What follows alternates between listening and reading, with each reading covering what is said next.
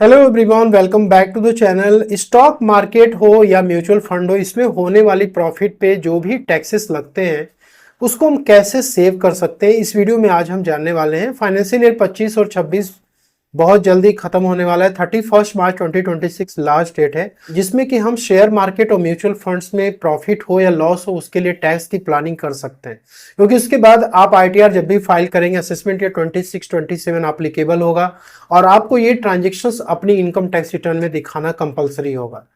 यहाँ पे पिछले कुछ समय से हम लोग देख रहे हैं कि ईरान और इजराइल के वॉर की वजह से इंडियन स्टॉक मार्केट बुरी तरीके से हिट हो चुका है और उसकी वजह से जो म्यूचुअल फंड के रिटर्न से वो भी बुरी तरीके से हिट होते हुए दिखाई दे रहे हैं। अब ऐसे में चाहे प्रॉफिट आपने बुक किया या लॉस आपने बुक किया, ये दोनों ही आपकी टैक्स सेविंग में हेल्प कर सकते हैं। चलिए कैसे ये होगा सब कुछ यहाँ पे हम समझेंगे। सबसे पहला पॉइंट यहाँ पे ये है basic exemption limit. Basic exemption limit old tax regime में 2.5 लाख तक का आपको मिलती है या उसके नीचे। न्यू टैक्स रेजिम में 4 लाख रुपीस की बेसिक एग्जेम्पशन लिमिट है। यदि लॉन्ग टर्म या शॉर्ट टर्म कैपिटल गेन जो भी शेयर या म्यूचुअल फंड से हुआ फाइनेंशियल ईयर 25-26 में बुक करने की वजह से प्रॉफिट, उसके टैक्सेस दोस्तों यदि न्यू टैक्स रेजिम में जा रहे हैं 4 लाख के नीचे है तो टैक्सेस जीरो होंगे, और ओल्ड टैक्स रेजिम में 2.5 लाख के नीचे है तो उसके भी टैक्सेस जीरो होंगे। एग्जाम्पल के लिए यहाँ पे हम समझेंगे कि जैसे मान लो कि आपकी अदर सोर्सेस की इनकम 2.25 लाख रुपीस आ रही है फाइनेंशियल ईयर 25 और 26 में, लाइक फिक्स डिपॉजिट की इंटरेस्ट, सेविंग बैंक की इंटरेस्ट या जो भी अदर डिविडेंड की इनकम हो, और शॉर्ट टर्म कैपिटल गेन आपको हुआ 30,000 rupees, long term capital gain हो गया 60,000 रुपीज। अब लॉन्ग टर्म 60,000 है तो इस पे 12.5% का टैक्स एप्लीकेबल हो जाता है, लेकिन टैक्सेस जीरो होंगे। क्यों? क्योंकि long term capital gain 1.25 lakh तक एग्जेम्प्ट किया गया है, इसलिए ये 60,000 उस लिमिट के अंदर आ रही है तो हमारे टैक्सेस जीरो हो जाएंगे। अब शॉर्ट टर्म कैपिटल गेन की बात करें तो इस पे 20% का रेट एप्लीकेबल है, 6,000 रुपीज ये टैक्स हमारे आ रहे हैं। लेकिन यहां पे इसके मैथ को हमें समझना होगा। ओल्ड टैक्स रेजिम में यदि हम जा रहे हैं 2.25 लाख रुपीस हमारी बेसिक एग्जेम्पशन लिमिट है, लेकिन सबसे पहले ये जो अदर सोर्स की इनकम है ये एग्जॉस्ट होती है, मतलब कि 2.25 लाख सबसे पहले 2.5 लाख से एडजस्ट होगी। उसके बाद जो रिमेनिंग अमाउंट बचेगा वो आपकी शॉर्ट टर्म कैपिटल गेन या लॉन्ग टर्म कैपिटल गेन से क्या होगी, एडजस्ट होगी। तो यहाँ पे 25,000 बेसिक एग्जेम्पशन लिमिट हमारी बची हुई है जो कि शॉर्ट टर्म कैपिटल गेन से एडजस्ट हो जाएगी। रिमेनिंग 5,000 रुपीज बचेगा तो उस पे टैक्सेस जो आएंगे 20% के रेट से वो पे करना हो। यदि न्यू टैक्स रेजिम में हम जा रहे हैं तो 4 लाख रुपीस तक की बेसिक एग्जेम्पशन लिमिट है। यहाँ पे 2.25 लाख एडजस्ट हो गया तो 1.75 लाख तक शॉर्ट टर्म या लॉन्ग टर्म कैपिटल गेन को हम एडजस्ट कर सकते हैं। Long term capital gain already zero हो चुका है, इस पे tax. Short term capital gain 30,000 rupees है जो कि 1.75 लाख से एडजस्ट हो जाए, टैक्सेस यहाँ पे जीरो हो जाएंगे। और सेकेंड तरीका होता है टैक्सेस को बचाने का, वो है फ्यूचर एंड ऑप्शंस के लॉसेस। नॉर्मली स्टॉक मार्केट में जो लोग फ्यूचर एंड ऑप्शंस में ट्रेडिंग करते हैं, साथ में म्यूचुअल फंड या स्टॉक मार्केट में इन्वेस्टमेंट करते हैं, उसमें उनको प्रॉफिट हो रखी है, लेकिन एफएनओ करते समय लॉसेस उन्होंने बुक कर लिया है।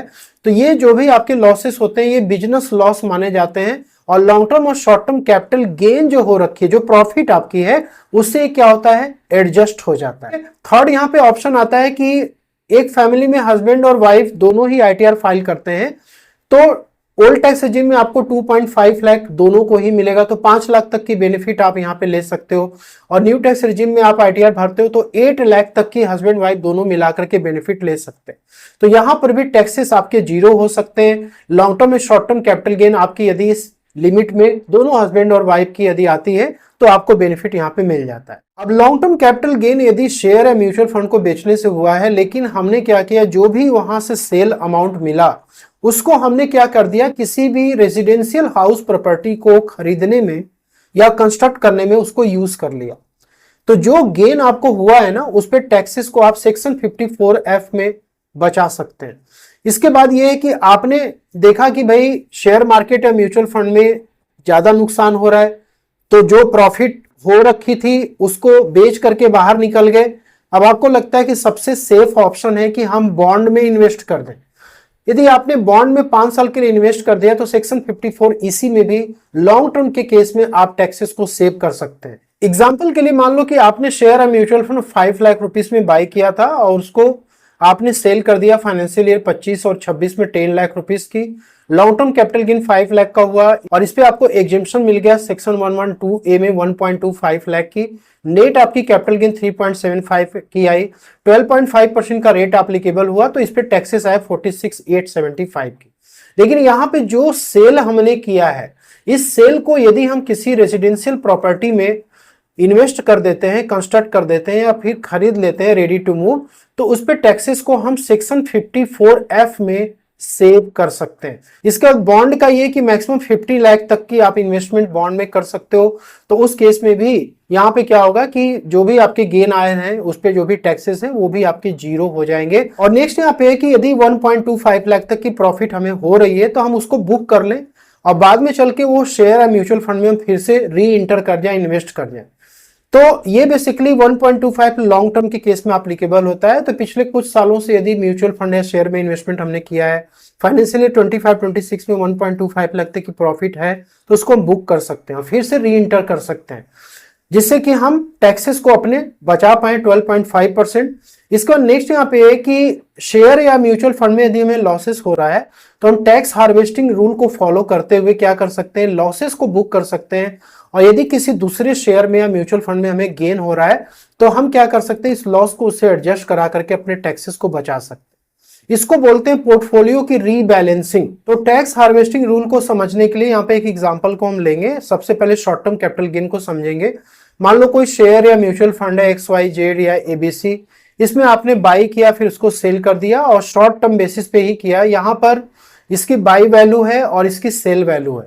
यहाँ पे फर्स्ट वाले शेयर में मान लो कि आपको 75,000 का प्रॉफिट हो गया, आपने इसको बुक कर लिया था, और जो म्यूचुअल फंड है इसमें 50,000 का लॉस हो गया और आपने इसको बुक भी कर लिया। या दोनों ही अपोजिट में हो सकते हैं, शेयर में लॉस हो सकता है, म्यूचुअल फंड में प्रॉफिट हो सकती है। अब यदि हम लॉसेस को बुक नहीं करते तो 75,000 पे 20% यहाँ पे टैक्सेस एप्लीकेबल हो जाता है, 15,000 रुपीज हमें पे करना पड़ता है।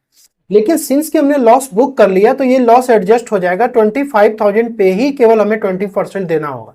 तो ये टैक्स हार्वेस्टिंग रूल को फॉलो करते हुए हम क्या कर सकते हैं, टैक्सेस को बचा सकते हैं। इसी तरीके से लॉन्ग टर्म कैपिटल गेन में भी हो सकता है कि यहाँ पर आपकी लॉन्ग टर्म कैपिटल गेन किसी शेयर में इतनी आपने बुक करी, सेकेंड वाले में आपने इतनी बुक करी, थर्ड वाले में लॉस हो गया। अब ये लॉसेस यदि हम बुक नहीं करते हैं तो हमारी जो भी ये प्रॉफिट है इस पे 12.5% एप्लीकेबल हो जाता है।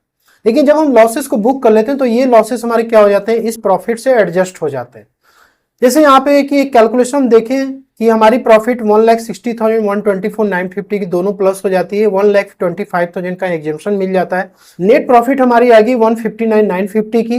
अब ये क्या होगा, इससे एडजस्ट हो जाएगा, मतलब हमारी लॉसेस ज्यादा हैं तो हमें ₹1 का टैक्स लॉन्ग टर्म में नहीं देना होगा और जो रिमेनिंग लॉस होगा वो कैरी फॉरवर्ड हो जाएगा नेक्स्ट 8 असेसमेंट ईयर के लिए। होप कि आपको वीडियो पसंद अच्छी लगी तो लाइक से जरूर करें। Thank you so much for watching.